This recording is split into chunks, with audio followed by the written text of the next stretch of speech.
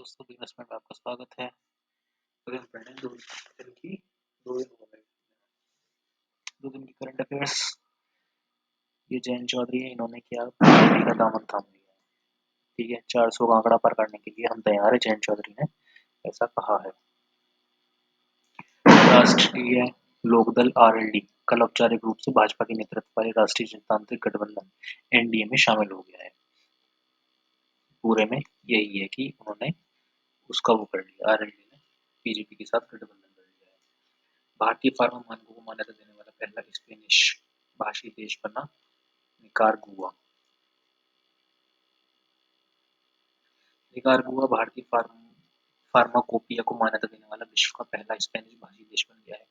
भारत और निकारागुआ ने दवाइयों के विनियमन के क्षेत्र में सहयोग के बारे में फार्माकोपिया से संबंधित एक सहमति पत्र पर हस्ताक्षर किए हैं। निकारागुआ में भारत के राजदूत सुमित सेठ और निकारागुआ के स्वास्थ्य मंत्री मार्था रईस ने इस समझौते पर हस्ताक्षर किए। निकारागुआ में भारतीय दूतावास ने कहा कि देशों के पास या तो अपनी फार्माकोपिया या उस देश में निर्मित और उपभोग की जाने वाली दवाओं के मानकों को संदर्भित करने के लिए दूसरे देश की फार्माकोपिया होनी चाहिए। भारतीय फार्माकोपिया आयोग केंद्रीय स्वास्थ्य और परिवार कल्याण मंत्रालय के अंतर्गत एक स्वास्थ्य संस्था है, जिसे देश में औषधियों के मानक तय करने के लिए बनाया गया है। अमेरिकी थिंक टैंक ब्रुकिंस इंस्टीट्यूशन ने कहा कि भारत की मजबूत नीतियों से देश को अत्यधिक गरीबी खत्म करने में मदद मिली है। अमेरिकी थिंक टैंक ब्रुकिंस इंस्टीट्यूशन ने कहा कि भारत सरकार की मजबूत नीति से देश में अत्यधिक गरीबी खत्म करने में मदद मिली है। अमेरिकी थिंक टैंक ने एक रिपोर्ट में कहा कि पिछले दशक में भारत में समावेशी विकास को बढ़ावा मिला है। इस रिपोर्ट में शौचालयों के निर्माण के लिए राष्ट्रीय अभियान, खाना पकाने के लिए आधुनिक ईंधन और सभी लोगों तक नल से जल उपलब्ध कराने के प्रयास शामिल हैं। गरीबी उन्मूलन कार्यक्रम विकास का एक सराहनीय प्रयास है, जिससे विश्व की गरीब जनसंख्या पर सकारात्मक प्रभाव पड़ता है। विदेश मंत्री डॉक्टर एस जयशंकर, विदेश मंत्री कौन है अपन लोग के? डॉक्टर एस जयशंकर ने नई प्रौद्योगिकियों के कारण राष्ट्रीय सुरक्षा पर संभावित साइबर खतरों से आगाह किया है। विदेश मंत्री डॉक्टर सुब्रमण्यम जयशंकर ने आर्टिफिशियल इंटेलिजेंस और डीप फेक, आर्टिफिशियल इंटेलिजेंस यानी कि एआई और डीप फेक जैसी नई प्रौद्योगिकियों से राष्ट्रीय सुरक्षा पर संभावित खतरे के प्रति आगाह किया है। नई दिल्ली के अनंत ओपन सेंटर में कल आयोजित एक कार्यक्रम को संबोधित करते हुए उन्होंने कहा कि साइबर डोमेन से उत्पन्न होने वाले खतरों से बचना चाहिए। सुरक्षा के परिप्रेक्ष्य में विदेश मंत्री ने कहा कि यह केवल सीमाओं पर सुरक्षा के बारे में नहीं है और न ही यह केवल आतंकवाद का मुकाबला करने से संबंधित है, बल्कि दैनिक जीवन से जुड़ा है। विदेश मंत्री ने कहा कि यह काफी संवेदनशील भी है और लगातार बढ़ता जा रहा है। उन्होंने इस तथ्य से आगाह किया कि साइबर डोमेन के माध्यम से विदेशी हस्तक्षेप की घटनाएं बढ़ रही हैं। डॉक्टर जयशंकर ने कहा कि यह बहुत ही महत्वपूर्ण है कि एक सामान्य व्यक्ति भी आर्टिफिशियल इंटेलिजेंस और डीप फेक की युग में बदलती वैश्विक परिस्थितियों को भी समझे। घोषित भाजपा उम्मीदवारों को प्रधानमंत्री ने दी बधाई, कहा हम सुशासन के अच्छे रिकॉर्ड को लेकर जनता के पास जा रहे हैं।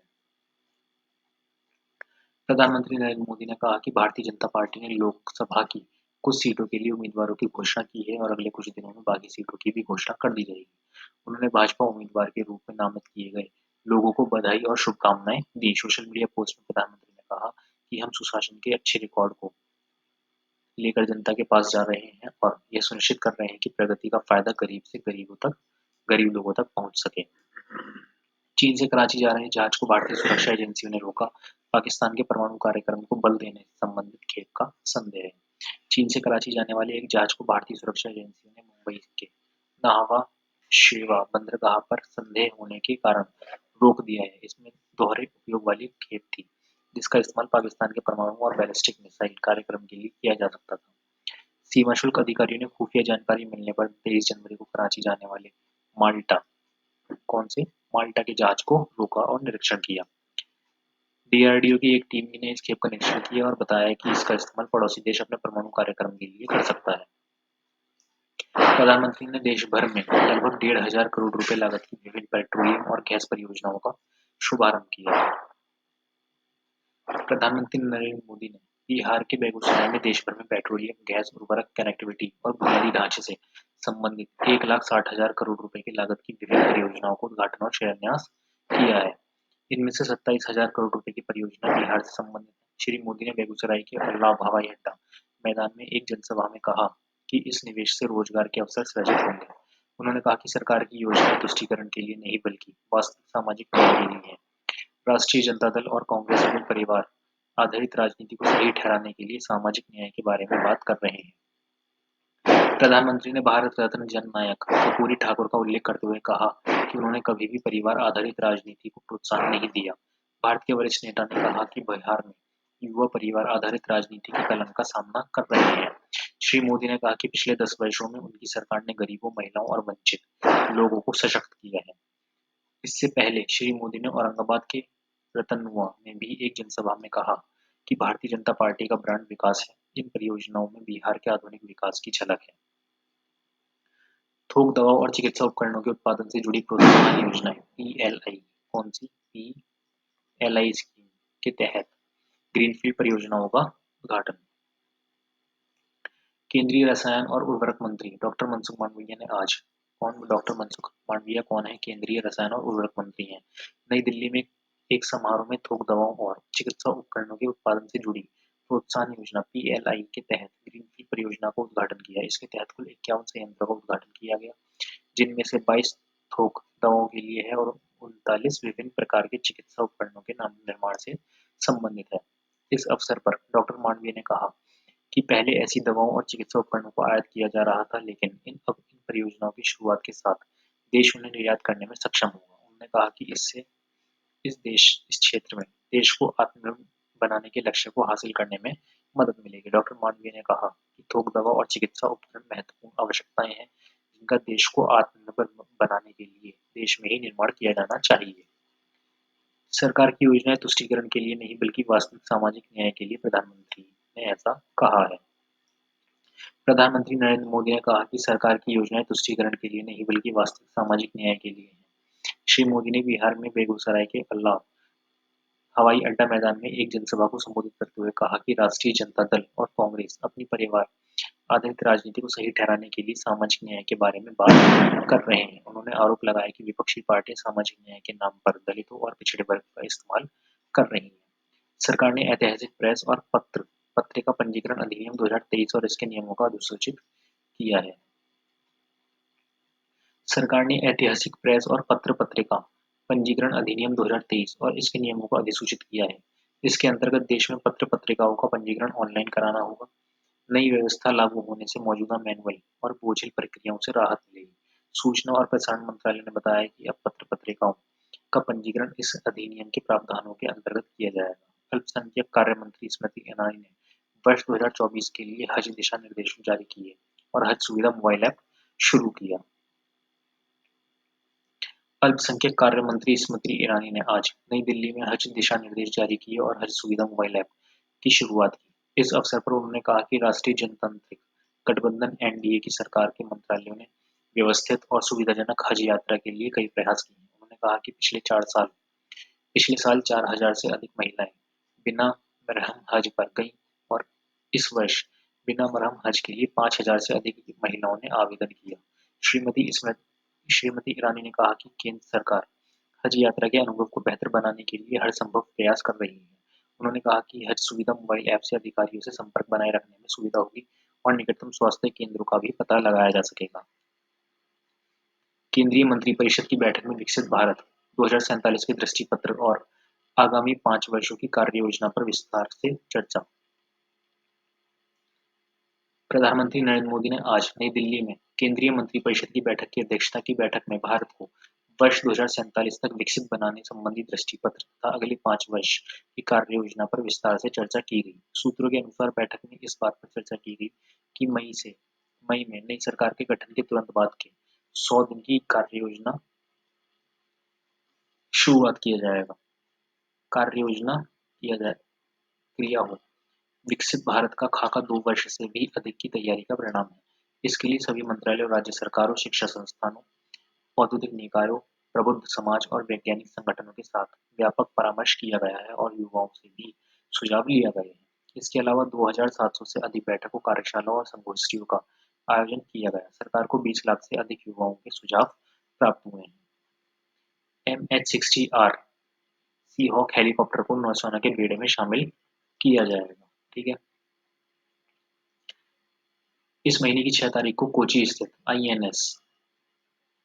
आईएनएस गुरु में बहुउद्देशीय MH-60R सी हॉक हेलीकॉप्टर को नौसेना के बेड़े में शामिल किया जाएगा। इस नौसेना के आधुनिकीकरण की दिशा में एक महत्वपूर्ण कदम के रूप में देखा जा रहा है।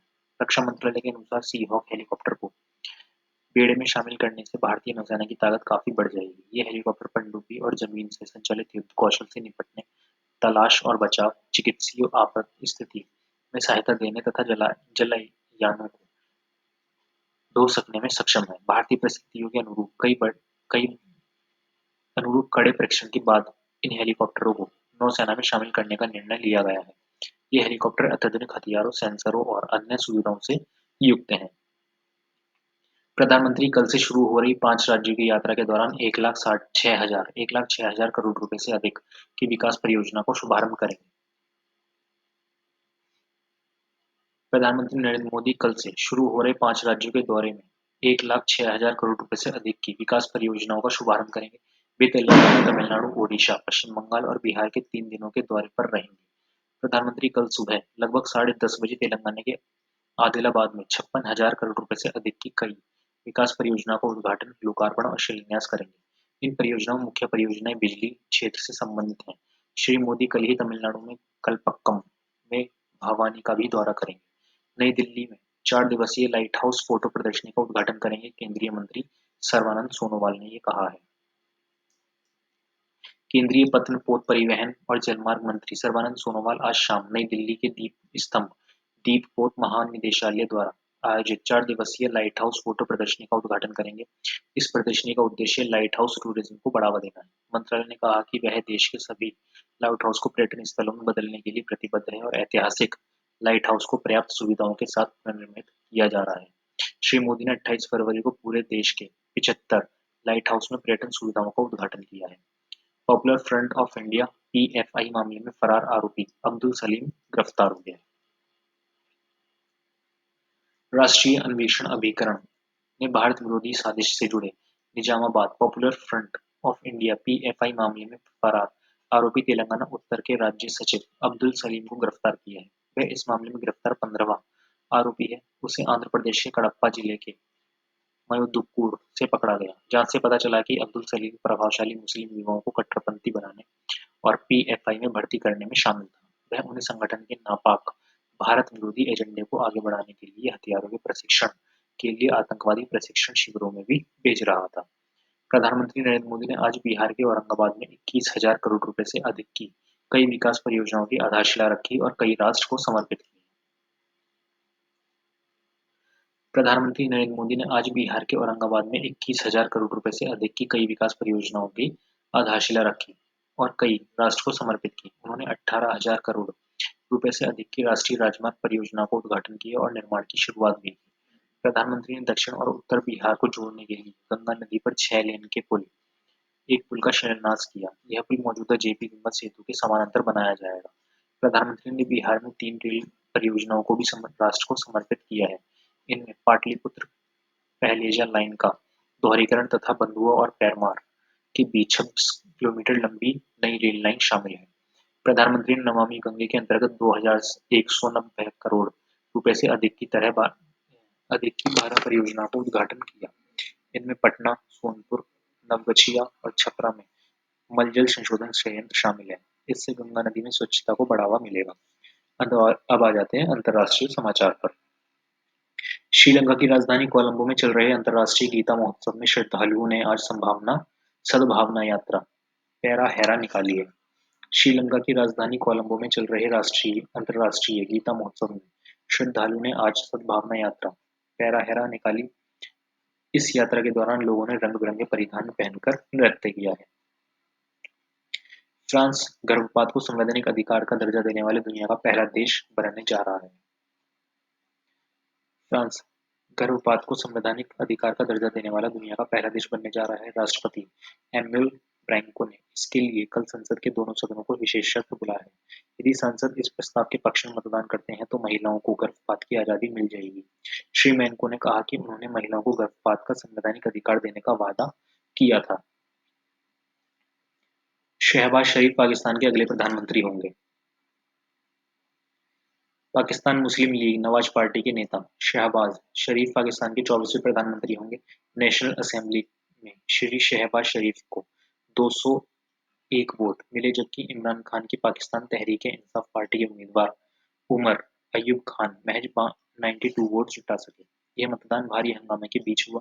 पाकिस्तान तहरीक-ए-इंसाफ पार्टी के समर्थक सांसदों ने इमरान खान की रिहाई की मांग करते हुए नारे लगाए। उन्होंने आरोप लगाया कि शहबाज शरीफ ने सत्ता हासिल करने के लिए चुनाव में धांधली की है। पाकिस्तान में हाल ही में संपन्न आम चुनाव में बड़े पैमाने पर वोटों की धांधली के आरोप लगे हैं।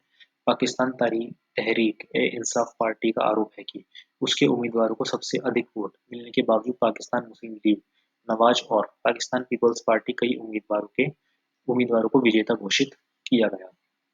रूस ने क्रीमिया में यूक्रेन के 38 ड्रोन गिराने का दावा किया।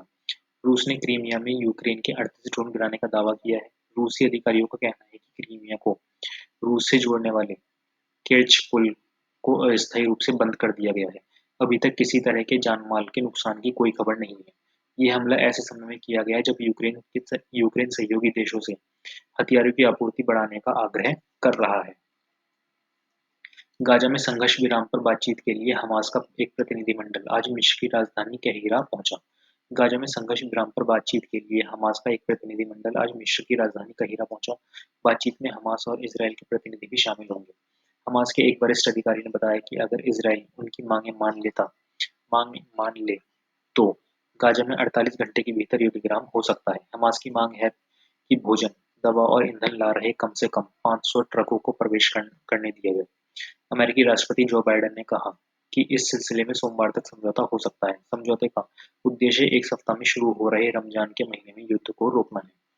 इस बीच इसराइल की थल सेना ने कल रात खान यूनिस में हमास के ठिकानों के कई हमले किए।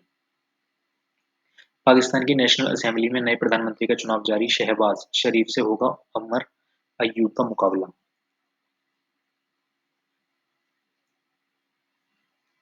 पाकिस्तान में नया प्रधानमंत्री चुनने के लिए आज नेशनल असेंबली में वोट डाले जा रहे हैं। असेंबली सचिवालय के अनुसार पिछले महीने हुए चुनावों में खंडित जनादेश मिला था। श्री शहबाज शरीफ पीएमएलएन पाकिस्तान पीपल्स पार्टी के संयुक्त उम्मीदवार हैं। पाकिस्तान तहरीक इंसाफ पार्टी के उमर अयूब खान ने भी कल अपना नामांकन दाखिल किया था। विजयी उम्मीदवार को कल पाकिस्तान के राष्ट्रपति भवन A1A सदर में शपथ दिलाई गई। पाकिस्तान में नया प्रधानमंत्री चुनने के लिए आज नेशनल असेंबली में वोट डाले जाएंगे। पाकिस्तान में नया प्रधानमंत्री चुनने के लिए आज नेशनल असेंबली में वोट डाले जाएंगे। असेंबली सचिवालय के अनुसार पिछले महीने हुए चुनावों में खंडित जनादेश मिला था। श्री शहबाज शरीफ पीएमएलएन और पाकिस्तान पीपल्स पार्टी के संयुक्त उम्मीदवार हैं। पाकिस्तान तहरीक-ए-इंसाफ पार्टी के उमर अयूब खान ने भी कल अपना नामांकन दाखिल किया। विजयी उम्मीदवार को कल पाकिस्तान के राष्ट्रपति भवन A1A सदर में शपथ दिलाई जाएगी। पाकिस्तान के पूर्व राष्ट्रपति आसिफ अली जरदारी ने पाकिस्तान में राष्ट्रपति पद के लिए चुनाव के लिए भरा नामांकन पत्र। पाकिस्तान के पूर्व राष्ट्रपति आसिफ अली जरदारी और पख्तूनख्वा मिली आवामी पार्टी के प्रमुख महमूद अचकजई ने पाकिस्तान में राष्ट्रपति पद के लिए चुनाव का नामांकन पत्र भरे हैं। श्री जरदारी पाकिस्तान पीपल्स पार्टी और पाकिस्तान मुस्लिम लीग नवाज पार्टी के संयुक्त उम्मीदवार हैं, जबकि श्री अचकजई सुन्नी इत्तेहाद काउंसिल के उम्मीदवार हैं।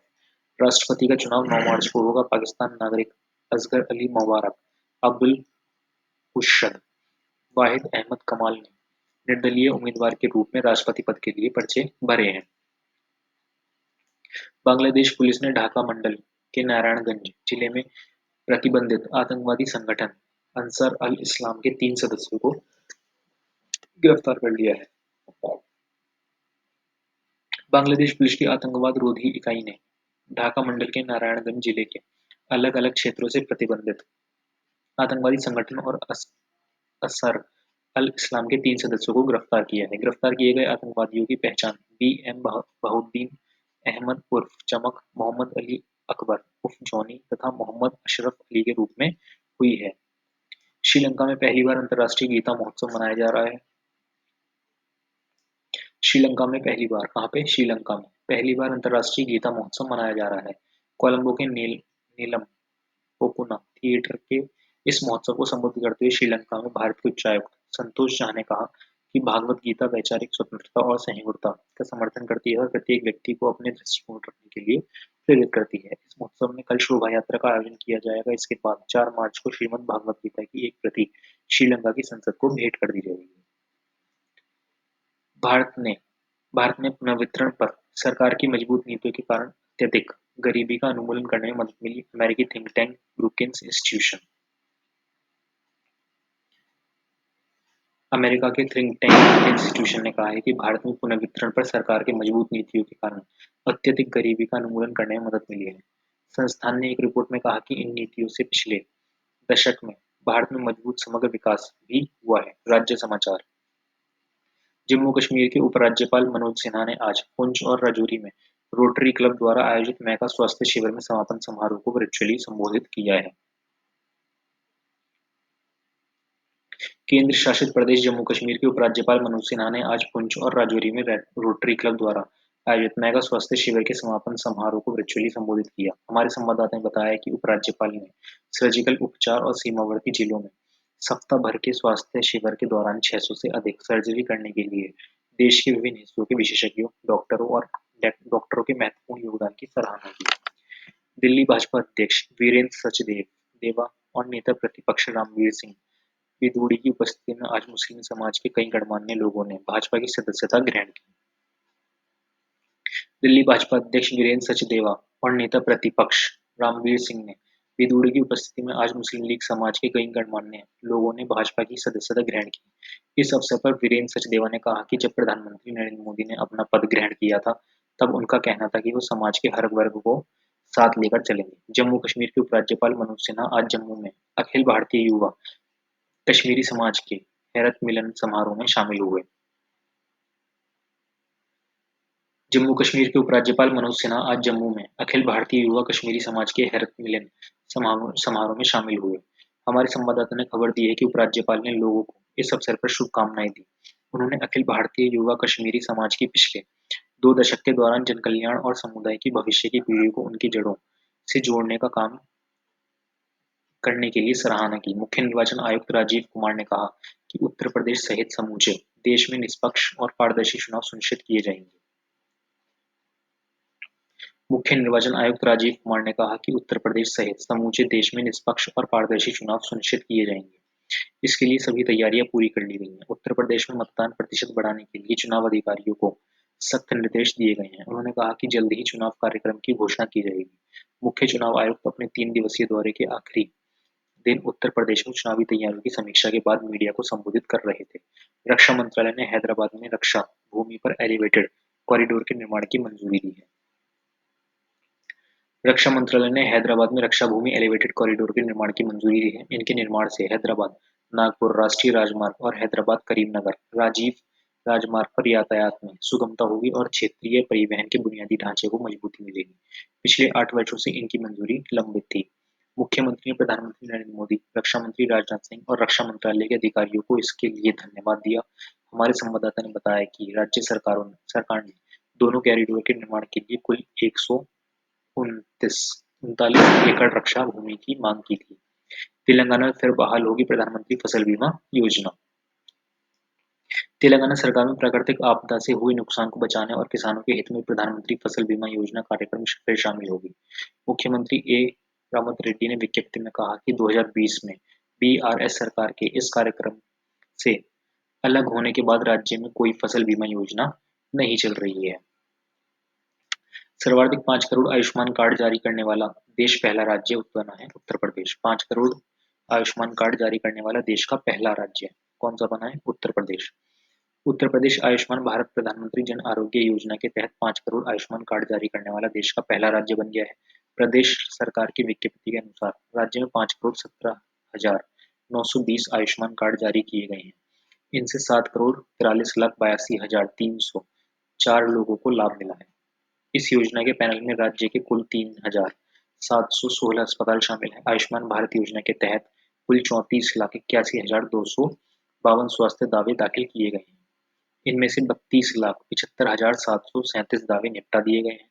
राज्य में स्वास्थ्य दवा निपटान दर 92.48% है। मिजोरम का सबसे बड़ा त्योहार चपचार चाप चार कूट राज्य भर में पारंपरिक उत्साह और हर्षोल्लास के साथ मनाया गया है।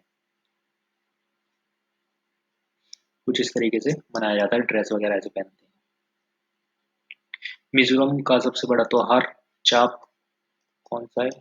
चाप चार कूट आज राज्य भर में पारंपरिक उत्साह और हर्षोल्लास के साथ मनाया गया। इस अवसर पर हजारों लोग आइजोल में असम राइफल्स ग्राउंड लैमोल में एकत्र हुए। उत्सव में गीतों और सांस्कृतिक नृत्यों के प्रदर्शन से मिजो समुदाय की पारंपरिक और सांस्कृतिक समृद्धि को दर्शाया गया। राष्ट्रव्यापी पल्स पोलियो प्रतिरक्षण कार्यक्रम के अंतर्गत आज मणिपुर की राजधानी इम्फाल में राज्य परिवार कल्याण केंद्र में एक कार्यक्रम आयोजित किया गया है। राष्ट्रव्यापी पल्स पोलियो प्रतिरक्षण कार्यक्रम के अंतर्गत आज मणिपुर की राजधानी इम्फाल में राज्य परिवार कल्याण केंद्र के एक कार्यक्रम को आयोजित किया गया। इस अवसर पर राज्य के स्वास्थ्य मंत्री डॉक्टर संपन्न राजन भी उपस्थित रहे। राज्य के सभी 16 जिलों में 5 वर्ष तक के बच्चों को पोलियो की खुराक देने के लिए 3,500 से अधिक पोलियो बूथ बनाए गए हैं। विश्व स्वास्थ्य संगठन ने वर्ष 2014 में भारत को पोलियो मुक्त घोषित किया था, लेकिन पड़ोसी देशों में पोलियो के मामले को देखते हुए सरकार प्रतिरक्षण कार्यक्रम चलाती है। मणिपुर में पूर्वोत्तर भारत फिल्म महोत्सव आज से शुरू। मणिपुर में पूर्वोत्तर भारत फिल्म महोत्सव आज से शुरू हो गया। मणिपुर की राज्यपाल सुश्री अनुसुईया उइके ने राजधानी इम्फाल में मणिपुर राज्य फिल्म विकास सोसाइटी सभागार में इसका उद्घाटन किया। सूचना और प्रसारण मंत्रालय के सहयोग से आयोजित यह महोत्सव 7 मार्च तक चलेगा। इस दौरान 17 फिल्में दिखाई जाएंगी। जम्मू कश्मीर के राज्यपाल मनोज सिन्हा ने आज अभिनय स्टार्टअप सम्मेलन में 2024 से 27 तक के लिए प्रदेश की स्टार्टअप नीति की शुरुआत की है। जम्मू कश्मीर के राज्यपाल मनोज सिन्हा ने आज अभिनय स्टार्टअप सम्मेलन में 2024 से 27 तक के लिए प्रदेश की स्टार्टअप नीति की शुरुआत की। इस अवसर पर उन्होंने कहा कि यह नीति वर्ष 2027 तक जम्मू कश्मीर को स्टार्टअप के मामले में अग्रणी प्रदेश बनाने के उद्देश्य से शुरू की गई है। श्री सिन्हा ने बताया कि जम्मू कश्मीर में वर्ष 2027 तक 2000 स्टार्टअप स्थापित करने की योजना है। इस नीति के तहत उद्यमों को 250 करोड़ रुपए के उद्यम कोष स्थापित करने का लक्ष्य है, जिसमें 25 करोड़ रुपए जम्मू कश्मीर प्रशासन द्वारा दिए जाएंगे। प्रदेश में इस समय 722 पंजीकृत स्टार्टअप हैं। जम्मू कश्मीर के मुख्य निर्वाचन अधिकारी पीके पोले ने रामबन जिले में आगामी लोकसभा चुनाव की तैयारियों को जायजा लेने के लिए आज एक बैठक की है।